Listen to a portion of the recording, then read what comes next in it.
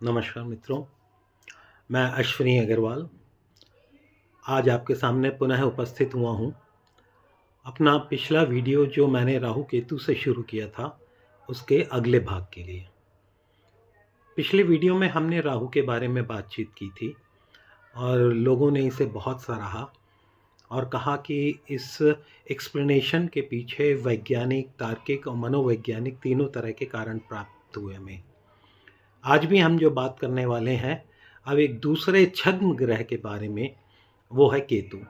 इसे छद्म ग्रह मैंने क्यों कहा? जैसा कि हम लोगों ने पिछले वीडियो में ये देखा था कि धरती जब सूर्य के चारों तरफ चक्कर लगाती है तो एक बहुत बड़ा मैग्नेटिक फील्ड क्रिएट करती है, और जब चंद्रमा धरती के चारों ओर चक्कर लगाता है तो ये भी एक मैग्नेटिक फील्ड क्रिएट करता है।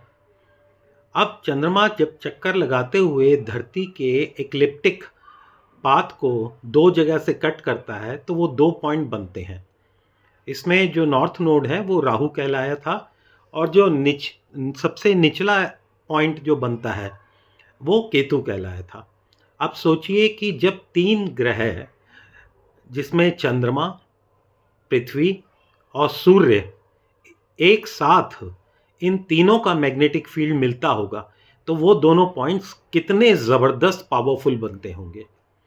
जैसा कि हम लोगों ने बचपन में अपने स्कूलों में पढ़ा है कि आइंस्टीन का एक बेसिक प्रिंसिपल था E=mc², यानी कि एनर्जी को मास के रिप्रेजेंट किया जा सकता है, मास से रिप्रेजेंट किया सकता है, या मास को एनर्जी से भी रिप्रेजेंट किया सकता है। दूसरे शब्दों में हम कह सकते हैं मास को एनर्जी में कन्वर्ट किया जा सकता है और एनर्जी जो है उसको मास में कन्वर्ट किया जा सकता है। तो जो दिखाई देने वाले ग्रह हैं वो भी ऊर्जा का एक पुंज है, और जो नहीं दिखाई देता लेकिन ऊर्जा के बहुत शक्तिशाली केंद्र हैं वो राहु और केतु हैं।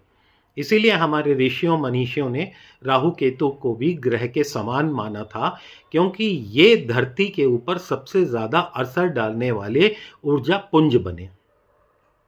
अब हम ये कहते हैं कि केतु और इसका धरती के रहने वालों पे क्या प्रभाव पड़ता है। जैसा कि हम जानते हैं कि केतु जो है, इसको साइंटिस्टों ने ये कहा कि ये सेरोटोनिन जो हार्मोन्स हैं उसका कारक है, और राहु जो है वो डोपामाइन का। इसके पीछे की जो वैज्ञानिक सोच रही है वो ये है कि डोपामाइन जो है वो हमारे ब्रेन में पैदा होता है, और सेरोटोनिन जो है, ये जो हार्मोन है, ये 90% हमारे गट में पैदा होता है। और राहु को हम कहाँ से देखते हैं? गर्दन के ऊपर का हिस्सा, यानी कि ब्रेन का जो पार्ट है वो राहु है, और जो धड़ का नीचे का हिस्सा है जहाँ गट आता है हमारा, वो केतु है। और सेरोटोनिन एंड डोपामाइन करते क्या है? हम सब जानते हैं कि डोपामाइन जो है वो एक्शन, गोल, डिज़ायर ओरिएंटेड है, और जो सेरोटोनिन है वो कंटेंटमेंट एंड हैप्पीनेस देता है। इसके पीछे की जो थ्योरी है केतु के पीछे की, वो ये है कि जो प्राप्त है वो पर्याप्त है। तो केतु जो है वो भूत, प्रेत, डर या अंधकार का ग्रह नहीं है। केतु जो है ये कहलाता है कि मुक्ति कारक है। लोग केतु को डिटैचमेंट से बहुत जोड़ते हैं, अध्यात्म से भी जोड़ते हैं।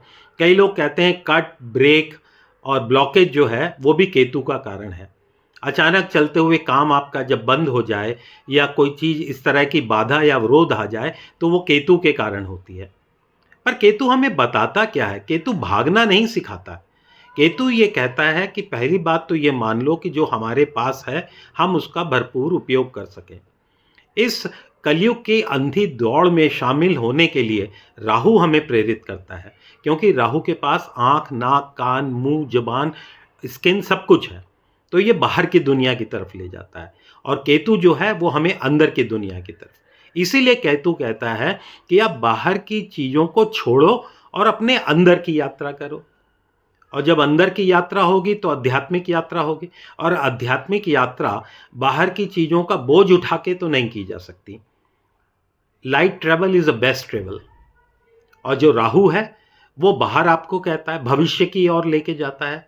इसलिए राहु को भविष्य की तरफ ले जाने वाला ग्रह मानते हैं, और केतु जो है वो पास्ट की तरफ दिखाता है। परंतु ये दोनों वास्तव में जो है कार्मिक प्लैनेट्स हैं।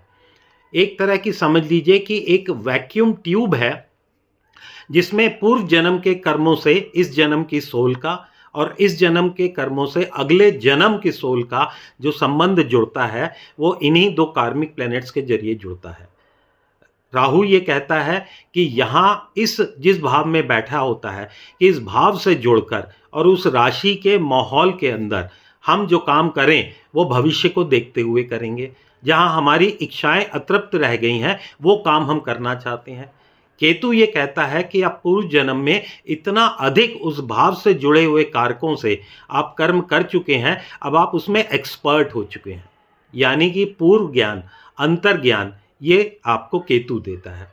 इसीलिए केतु जो है उस भाव में जहाँ पे बैठता है वहाँ पे अरुचि दिखाता है कि उस भाव से अब उसमें उसे कुछ प्राप्त नहीं करना है, वो पहले ही कर चुका है।